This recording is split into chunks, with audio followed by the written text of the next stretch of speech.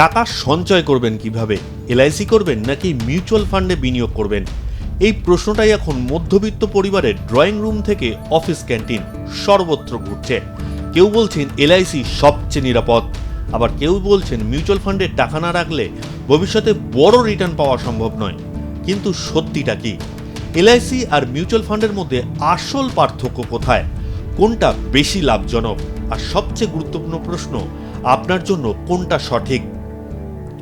কারণ অনেক সময় দেখা যায় মানুষ শুধুমাত্র পরিচিত কারোর পরামর্শে এলআইসি করে ফেলছেন, আবার অনেকে বাজারে রিটার্নের গল্প শুনে মিউচুয়াল ফান্ডে টাকা ঢুকিয়ে দিচ্ছেন, কিন্তু ঝুঁকি সম্পর্কে পরিষ্কার ধারণাই নেই। এলআইসি কি, মিউচুয়াল ফান্ড কি, দুটোর মধ্যে পার্থক্য কোথায়, আর কোন পরিস্থিতিতে কোনটা বেছে নেওয়া উচিত সেটা প্রথমে জেনে নেওয়া প্রয়োজন। প্রথমেই আসা যাক এলআইসিতে। এলআইসি মানে life insurance corporation of India. 1956 সালে তৈরি হওয়া এই সংস্থা দীর্ঘদিন ধরে ভারতের সবচেয়ে পরিচিত এবং বিশ্বাসযোগ্য বীমা সংস্থাগুলির মধ্যে অন্যতম।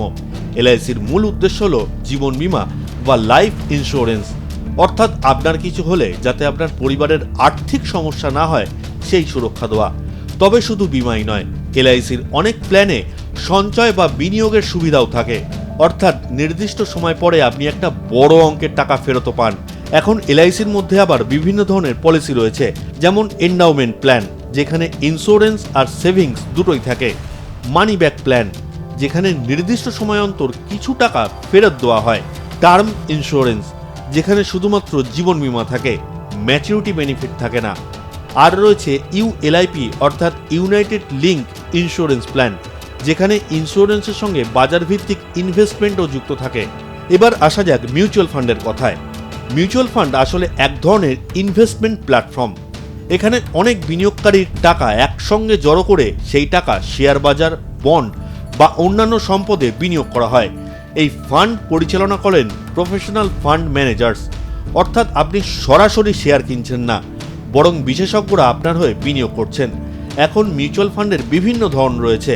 ইকুইটি ফান্ড, যেখানে মূলত শেয়ার বাজারে বিনিয়োগ হয়, রিটার্ন বেশি হতে পারে কিন্তু ঝুঁকিও বেশি; ডেপ্ট ফান্ড, যেখানে তুলনামূলক নিরাপদে বন্ডে বিনিয়োগ হয়, রিটার্ন কম কিন্তু স্থিতিশীল; হাইব্রিড ফান্ড, যেখানে ইকুইটি আর ডেপ্ট দুটোই থাকে। এখন সবচেয়ে গুরুত্বপূর্ণ প্রশ্ন, এলআইসি আর মিউচুয়াল ফান্ডের মধ্যে আসল পার্থক্য কোথায়? সবচেয়ে বড় পার্থক্য হলো উদ্দেশ্য। এলআইসির মূল উদ্দেশ্য হলো ইন্স্যুরেন্স অর্থাৎ আর্থিক সুরক্ষা, আর মিউচুয়াল ফান্ডের মূল উদ্দেশ্য হলো ওয়েলথ ক্রিয়েশন অর্থাৎ সম্পদ বৃদ্ধি।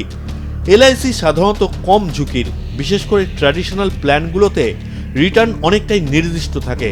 অন্যদিকে মিউচুয়াল ফান্ড পুরোপুরি মার্কেট লিঙ্কড, অর্থাৎ বাজার বাড়লে লাভও বাড়বে, আবার বাজার পড়লে ক্ষতিও হতে পারে।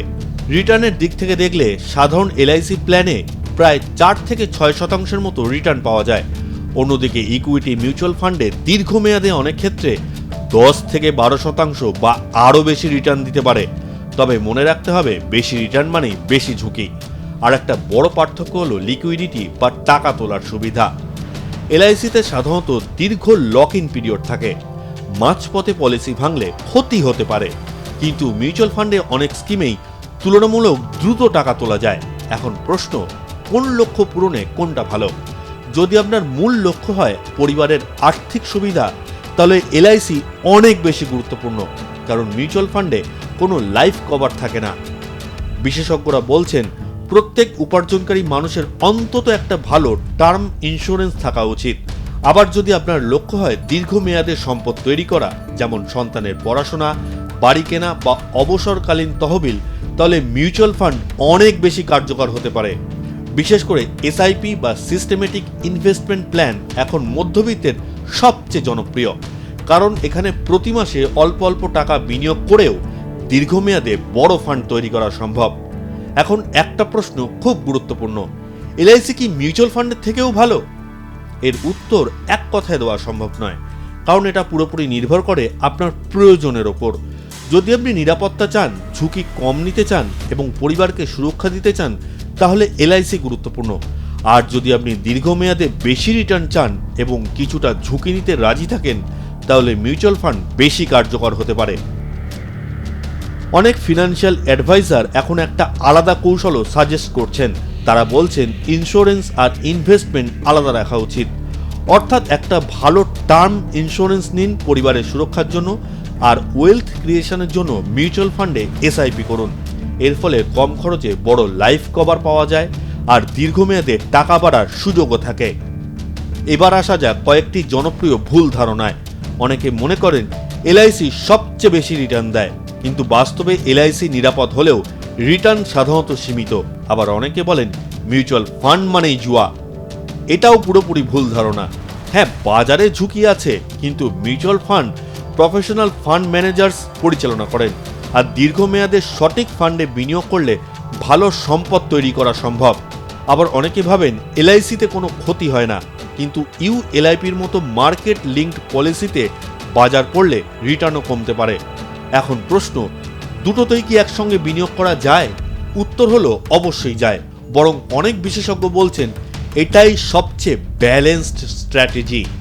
ধরুন আপনি একটা টার্ম ইন্স্যুরেন্স নিলেন পরিবারের নিরাপত্তার জন্য, আর প্রতি মাসে এসআইপি করলেন মিউচুয়াল ফান্ডে ভবিষ্যতের লক্ষ্য পূরণের জন্য। এতে প্রোটেকশন আর ওয়েলথ ক্রিয়েশন দুটোই একসঙ্গে সম্ভব। একটা বিষয় সবচেয়ে গুরুত্বপূর্ণ, ফিনান্সিয়াল প্ল্যানিং মানে শুধু টাকা জমা নয়, বরং আপনার লক্ষ্য, বয়স, আয়, দায়িত্ব আর ঝুঁকি নেওয়ার মানসিকতা বুঝে সঠিক সিদ্ধান্ত নেওয়া। কারোর জন্য এলআইসি সঠিক হতে পারে, কারোর জন্য মিউচুয়াল ফান্ড। কিন্তু কোনো সিদ্ধান্ত নেওয়ার আগে পুরো বিষয়টা বোঝা জরুরি, কারণ ভবিষ্যতের আর্থিক নিরাপত্তা শুধু কোথায় টাকা রাখলেন তার উপর নির্ভর করে না, বরং নির্ভর করে আপনি কতটা পরিকল্পনা করে বিনিয়োগ করলেন তার উপর। আর সেই কারণেই এলআইসি বনাম মিউচুয়াল ফান্ড বিতর্কে সবচেয়ে বড় উত্তর একটাই, যে কোনো একটা নয়, সঠিক ভারসাম্যই সবচেয়ে গুরুত্বপূর্ণ। ব্যুরো রিপোর্ট, আর প্লাস নিউজ।